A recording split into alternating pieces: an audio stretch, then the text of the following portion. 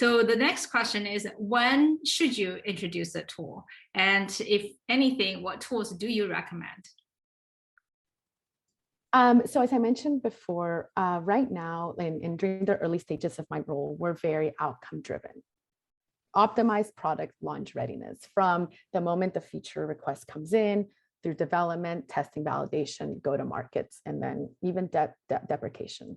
But I need to get my role to a stage where we're data-driven approach. And to accomplish this, I need easy access to data. So currently, we're in the process of evaluating a data analytics tool. To be more specific, we're looking at Pendo and we're looking at Gainsight PX to give us those data analytics that our product managers need to understand the customer journey within the product and the platform, but will also allow us to understand and better prioritize and better work with the customer success managers to better guide our customers if they're getting stuck somewhere, why, or some of our top performing customers, what is the configurations that they have, what are the features that they have enabled that are allowing them. And we're looking at their GMV, their revenue, we're looking at their total addressable market. So it's with a lot of data that we're able to give the product managers that insight, and then product operations myself to be able to better plan and prioritize and be more focused and have the conversations, those trade-off conversations. And whenever leadership is asking for something, empower and enable the product manager to say, I don't agree, not today, maybe tomorrow, and this is why, and have the data available to them. Yeah, I think in terms of when you should introduce a new tool, you kind of have to back up and think about the problem that you're trying to solve first.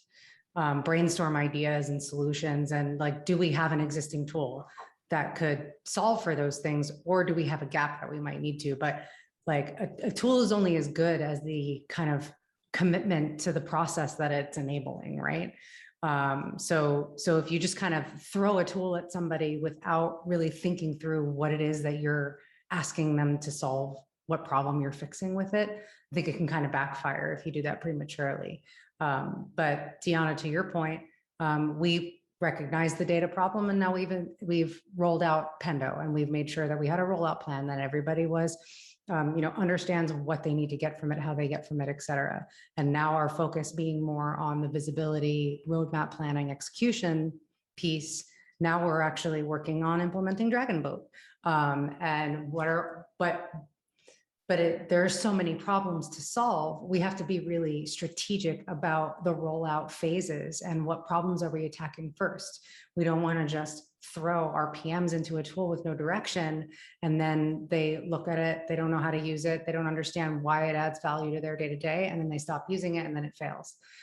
So I think that the biggest takeaways are making sure that you understand your problem, that you understand your current tool suite, and you've kind of thought through, are there ways that I could solve this without a new tool? And if not, if you are introducing a new tool, making sure that you really think about that rollout plan, and you make sure that you're enabling the team members, not just the people that are going to be in it, but the people who are going to kind of be peripherally using it as well, to understand what value it adds for them.